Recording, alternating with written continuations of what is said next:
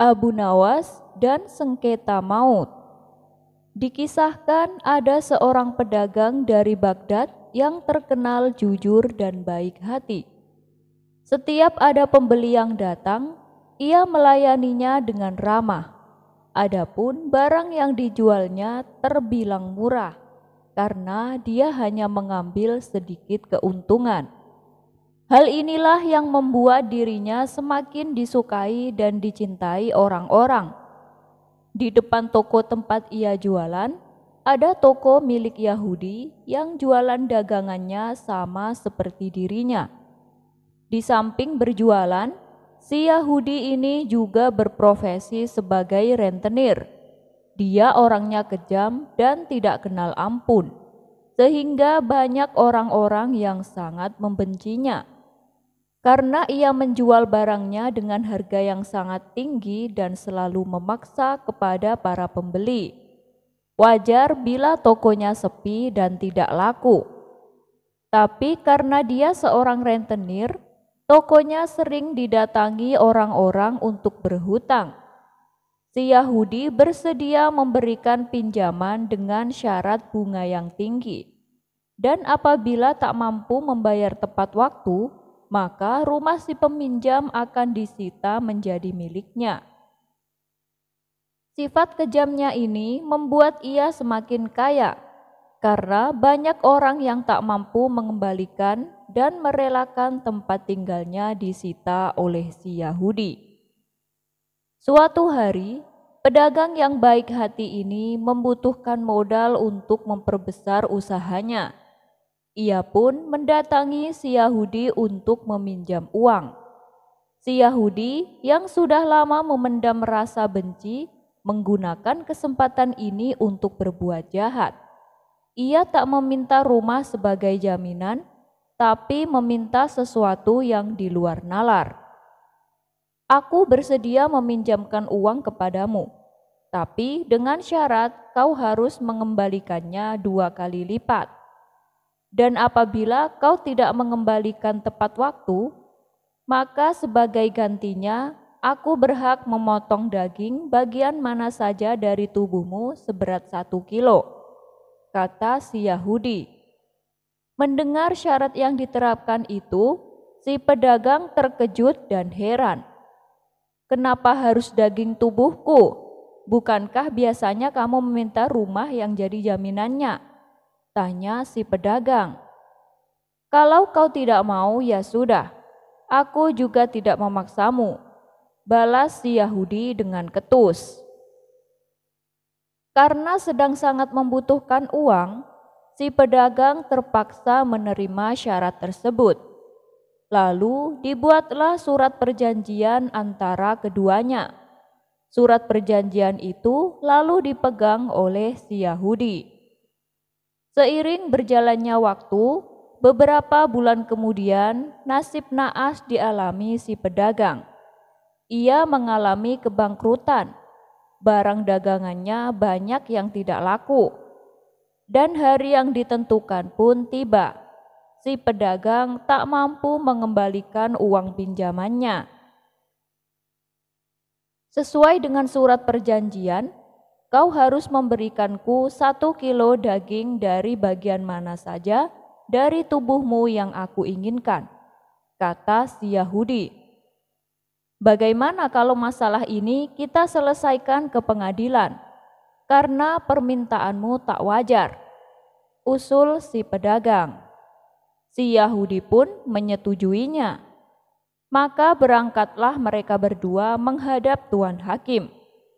Di depan Tuan Hakim, si Yahudi menyerahkan selembar surat perjanjian yang telah disepakati mereka berdua.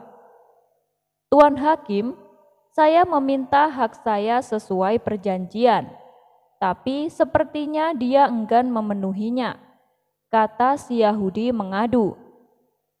Lantas daging bagian mana yang kau inginkan? Tanya Tuan Hakim. Aku menginginkan daging bagian lehernya, jawab si Yahudi. Tentu saja jawaban si Yahudi membuatnya terkejut. Itu sama saja si Yahudi menginginkan kematian si pedagang.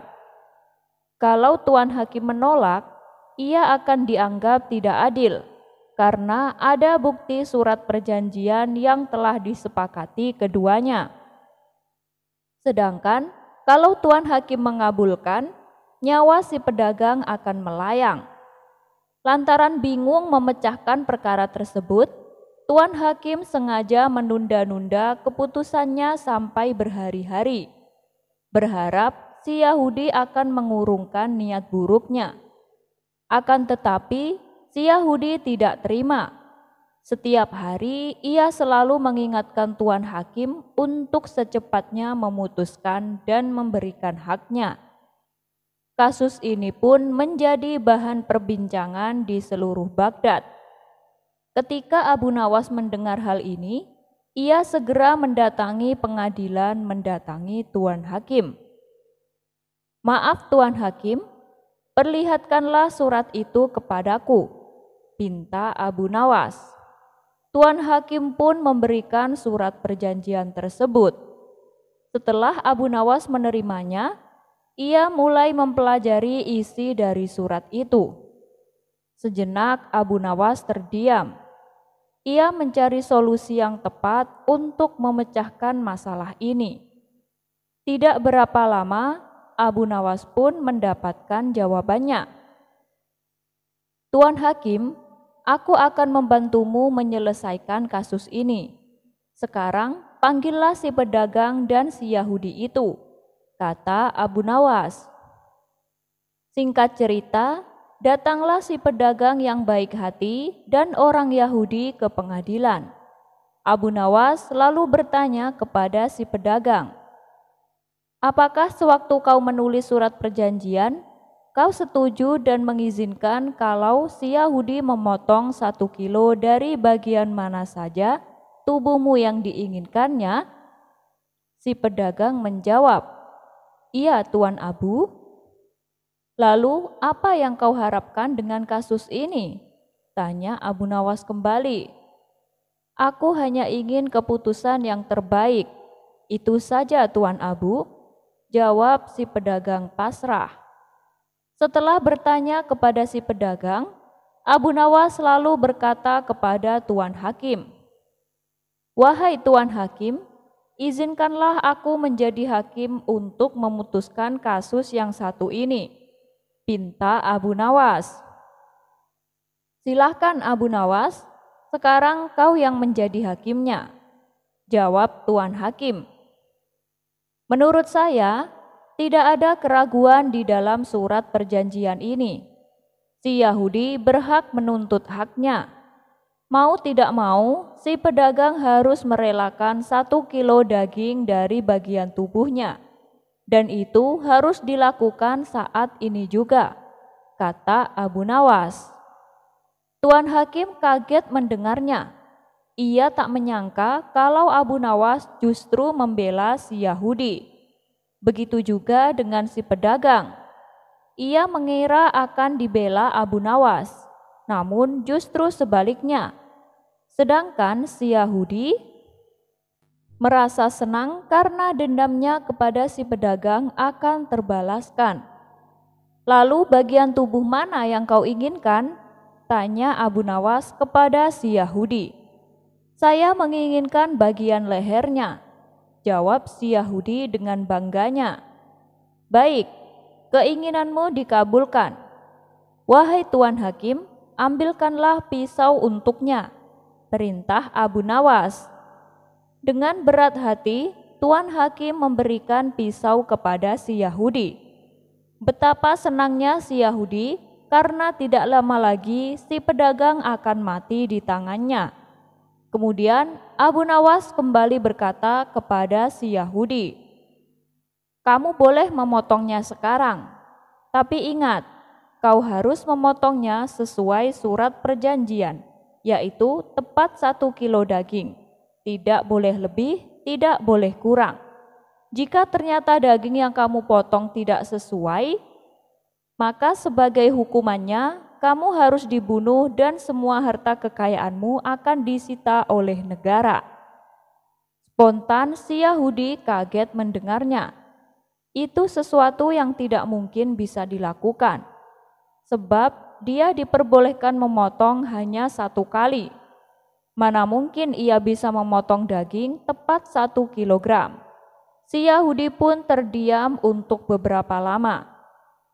"Kenapa kau diam saja? Bukankah keinginanmu sudah dikabulkan?"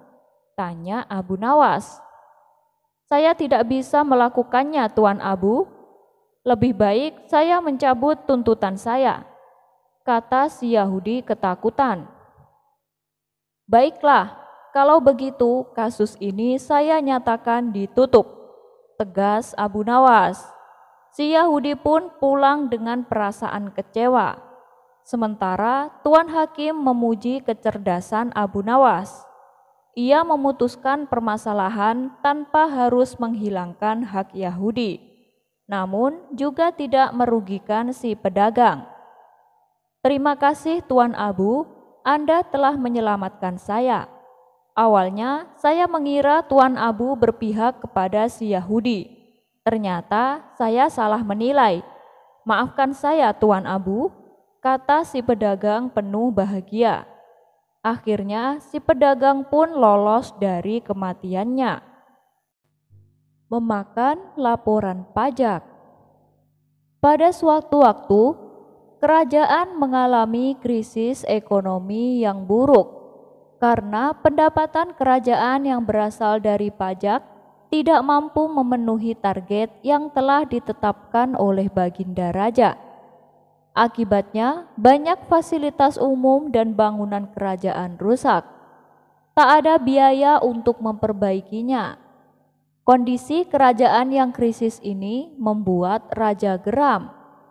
Karena bagaimana tidak, kerajaan telah beberapa kali memenangkan peperangan dan memiliki wilayah yang makin luas. Akan tetapi, krisis malah muncul dari pajak. Akhirnya diadakanlah pertemuan, di mana semua punggawa kerajaan hadir dengan membawa berbagai kertas laporan sesuai dengan bidangnya masing-masing. Bahkan ada yang kertas laporannya berserakan di lantai juga. Raja memulai pembicaraan. "Bagaimana mungkin kerajaanku ini memiliki infrastruktur yang rusak parah? Kenapa hasil pertanian sangat menurun? Padahal tanah di sini cukup subur untuk bercocok tanam," semprot sang raja. Semua terdiam oleh bentakan raja tersebut. Pejabat yang hadir tak mampu menjawab pertanyaan sang raja dan hanya menyerahkan setumpuk laporan kerja. Karena marah, raja pun akhirnya merobek-robek kertas laporan yang diajukan oleh punggawanya tersebut. Malah ada yang disuruh untuk memakan kertas itu. Abu Nawas yang juga hadir dalam pertemuan tersebut juga tak mampu berbuat banyak oleh bentakan sang raja. Namun sesaat kemudian, sang raja memerintahkan Abu Nawas yang telah dipercayainya untuk menggantikan para petugas pajak untuk menghitung penerimaan pajak kerajaan.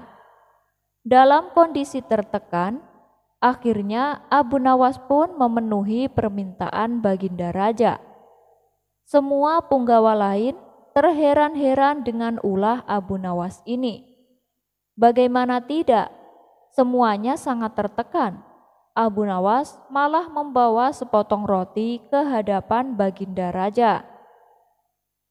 "Apakah dirimu akan menyuapku dengan roti itu, wahai Abu Nawas?" bentak sang raja. "Bukan begitu, Paduka yang mulia. Laporan keuangan yang saya kerjakan semuanya tercatat pada roti ini," jawab Abu Nawas enteng. "Apakah maksudmu? Kau jangan coba berpura-pura gila di hadapanku," bentak Baginda Raja dengan kesal. "Paduka, usiaku sudah cukup lanjut. Aku tidak akan kuat makan kertas-kertas laporan yang nantinya Anda sobek dan menyuruhku untuk memakannya. Jadi semua laporan keuangannya aku pindahkan pada roti ini, jawab Abu Nawas. Sang raja pun yang tadinya murka, mendengar alasan cerdas Abu Nawas, malah tertawa terbahak-bahak. Abu Nawas 3 kali kerjai tabib palsu sampai kapok, untung ratusan dinar. Suatu ketika di kota tempat tinggal Abu Nawas dihebohkan adanya tabib baru yang mengaku sakti. Dia sesumbar bisa mengobati penyakit apa saja. Walhasil rumahnya didatangi ratusan pasien. Padahal tabib tersebut hanyalah seorang penipu. Ia menggunakan keahlian sulapnya untuk menipu warga. Hal inilah yang membuat warga makin percaya pada kesaktian palsu sang tabib palsu. Ada juga pasien yang tidak kunjung sembuh. Namun karena rayuan manis sang tabib palsu, ia selalu menuruti perkataannya agar kembali berobat. Sampai pada suatu ketika, Abu Nawas jatuh sakit yang tidak kunjung sembuh. Atas saran sang istri, Abu Nawas disuruh berobat ke tabib tersebut. Kala itu, Abu Nawas belum tahu kalau tabib tersebut adalah seorang penipu. Ia pun menuruti saran istrinya. Namun, sudah 3 kali berobat, sakit Abu Nawas tidak kunjung sembuh. Padahal sekali berobat bayarnya 100 dinar, dan Abu Nawas sudah menghabiskan 300 dinar tanpa ada sedikit pun tanda-tanda kesembuhan pada dirinya. Akibatnya, Abu Nawas mulai curiga jangan-jangan tabib itu seorang penipu. Seiring berjalannya waktu, Abu Nawas pun sudah sehat seperti sedia kala. Lalu terbersit dalam benaknya untuk mengerjai tabib palsu tersebut. Aku harus mendapatkan 300 dinarku. Tapi bagaimana caranya? Tanya Abu Nawas dalam hati. Setelah lama berpikir, akhirnya Abu Nawas menemukan ide cemerlang. Keesokan harinya, dia membuka praktek pengobatan di depan rumahnya. Lengkap dipasang papan yang bertuliskan, "Sembuh bayar 100 dinar, kalau tidak sembuh uang kembali 1000 dinar." Para pasien yang rencananya berobat ke tabib palsu mendadak memilih datang ke rumah Abu Nawas. Rumah Abu Nawas pun penuh sesak oleh pasien. Entah karena kebetulan atau bagaimana, hampir semua pasien yang diobati berhasil disembuhkan. Sementara di rumah tabib palsu terlihat sepi. Tidak ada seorang pasien pun yang datang. "Hari ini kenapa sepi sekali?" tanya sang tabib dalam hati. Selang beberapa lama, datanglah asistennya dan mengabarkan berita tentang klinik Abu Nawas. "Tuan, Abu Nawas sekarang buka praktek pengobatan," kata asistennya melaporkan. "Benarkah?" tanya sang tabib. "Benar, Tuan. Di rumah Abu Nawas ramai sekali pasien datang. Itulah kenapa hari ini di rumah Tuan sepi pasien," jawab asistennya. Mendengar kabar itu, sang tabib tertawa mengejek. Memangnya Abu Nawas sakti, menyembuhkan dirinya saja tidak bisa, balas sang tabib dengan terus tertawa. "Bukan masalah sakti atau tidaknya, Tuan.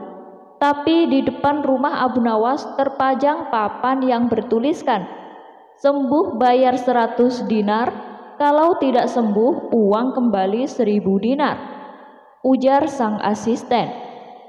"Oh, pantas aku hari ini sepi pasien.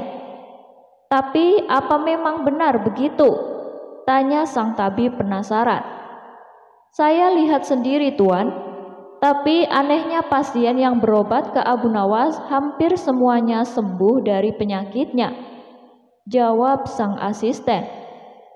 Mendengar penuturan asistennya, muncul sifat asli tabib palsu. Ia berencana menipu Abu Nawas. Beberapa hari ke depan, untuk sementara kita tutup dulu. Biarlah Abu Nawas yang membuka praktek pengobatan, ucap sang tabib kepada asistennya. Memangnya kenapa, Tuan? Tanya asistennya penasaran. Aku punya rencana untuk menipu Abu Nawas. Aku pasti akan mendapatkan 1.000 dinar, jawab tabib palsu itu. Tapi bagaimana caranya? Tanya sang asisten bertambah penasaran. Begini, aku akan berobat ke tempat Abu Nawas. Aku akan berpura-pura sakit pada indera perasa lidahku. Kalau ditanya sembuh atau tidak, tentu saja aku akan mengatakan tidak. Karena yang tahu sembuh atau tidaknya kan hanya aku, paparnya. Dengan begitu, aku bisa dapat dengan mudah mendapat 1.000 dinar, kata sang tabib menjelaskan.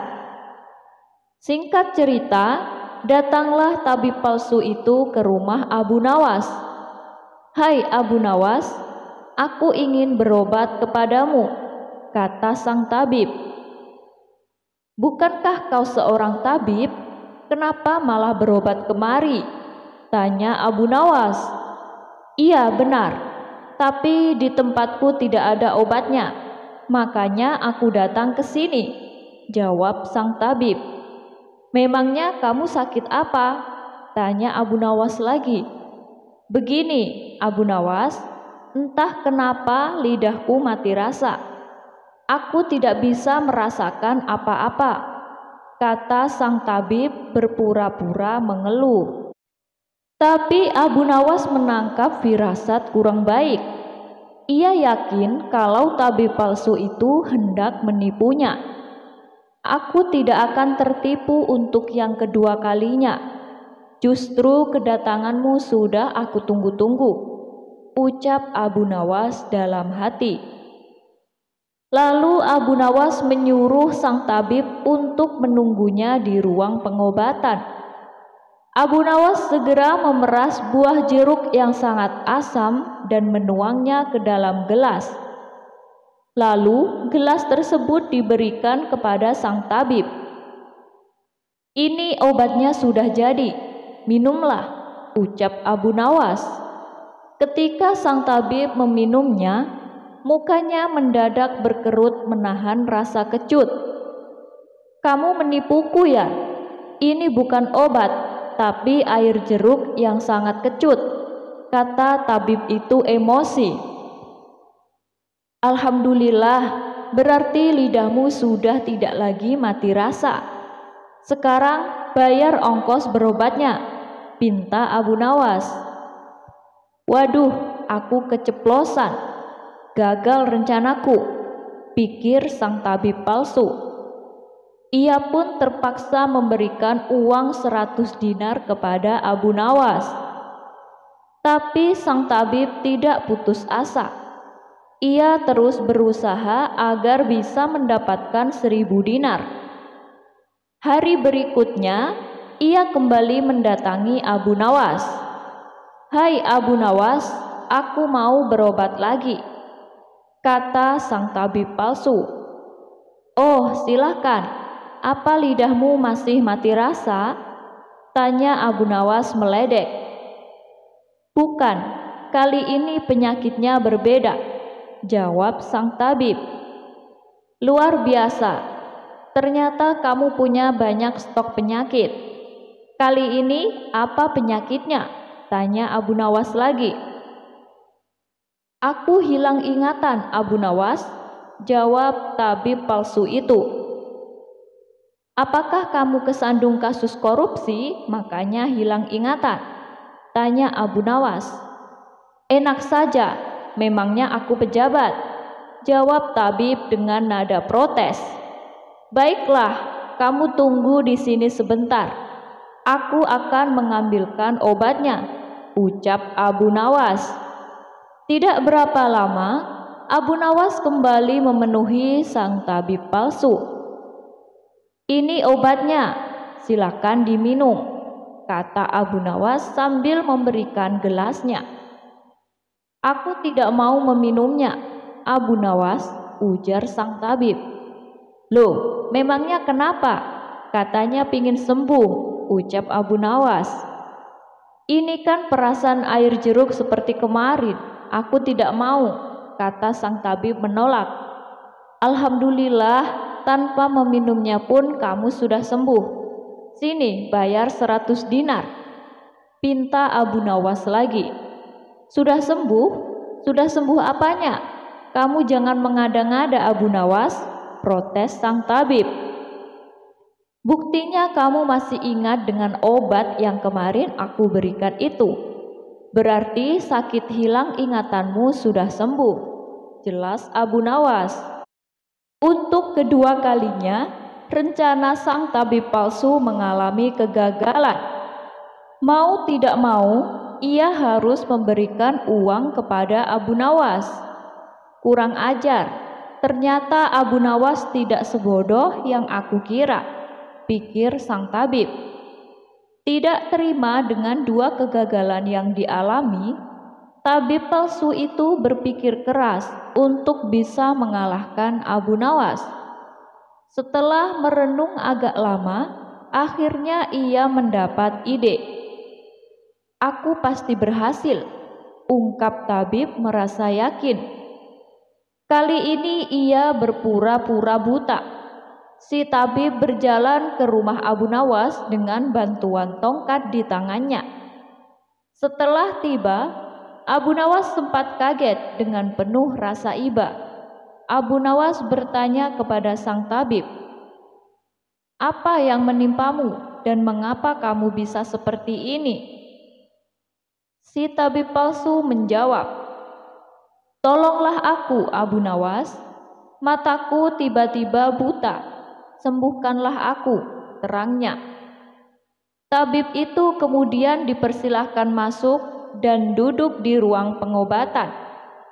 Setelah mengamatinya dengan seksama, Abu Nawas akhirnya menyadari bahwa itu adalah tipuan. Namun, Abu Nawas tidak pernah kehilangan akal. Ia punya cara lain untuk menghadapinya. "Sepertinya penyakit kebutaanmu sudah sangat parah. Maafkan aku, untuk kali ini tidak mampu mengobatinya." Abu Nawas pura-pura sedih. Mendengar jawaban tersebut, sang tabib langsung kegirangan. Akhirnya bisa mengelabui Abu Nawas. "Terus bagaimana ini, Abu Nawas? Padahal aku berharap banyak kepadamu," kata sang tabib berpura-pura. "Ya mau bagaimana lagi? Aku tidak mungkin bisa menyembuhkanmu," jawab Abu Nawas. "Kalau begitu, aku dapat uang 1000 dinar dong?" tanya tabib palsu itu penuh harap. "Tentu saja kawan, aku tidak mungkin berdusta," balas Abu Nawas. Kemudian Abu Nawas masuk ke rumah untuk mengambilkan uang. "Ini uang 1000 dinar untukmu," ucap Abu Nawas sambil memberikan uangnya. Tabib palsu itu dengan penuh kegirangan menerima uang tersebut. Tapi setelah uangnya dihitung, ia langsung murka. "Hei Abu Nawas, kenapa hanya 10 dinar?" tegas sang tabib palsu dengan emosi. "Dari mana kamu tahu kalau jumlahnya hanya 10 dinar?" tanya balik Abu Nawas. "Uangnya memang ada 10, tapi pecahan 1 dinar, bukan 100 dinar. Memangnya aku buta apa?" balas tabib tambah emosi. "Alhamdulillah sekarang kamu sudah sembuh," kata Abu Nawas sambil mengambil kembali uangnya. "Maksudmu apa, Abu Nawas? Kenapa uangnya diambil lagi?" Tanya si tabib kebingungan. Loh, kamu kan sudah sembuh. Sini bayar 100 dinar, pinta Abu Nawas. Sembuh apanya? Kamu jangan mengada-ngada Abu Nawas, protes si tabib palsu. Bukankah kamu kesini katanya mengalami kebutaan? Tapi kamu bisa membedakan mana pecahan 1 dinar dan mana pecahan 100 dinar. Berarti matamu sudah bisa melihat. Jelas Abu Nawas. Tabib palsu itu tidak bisa berkata apa-apa. Ia pun terpaksa memberikan uang 100 dinar kepada Abu Nawas dan pergi dengan perasaan kecewa. Aku kapok berurusan dengan Abu Nawas, ucap si tabib palsu. Sementara Abu Nawas berhasil mendapat kembali 300 dinarnya yang pernah diberikan kepada sang tabib palsu sewaktu sakit berobat.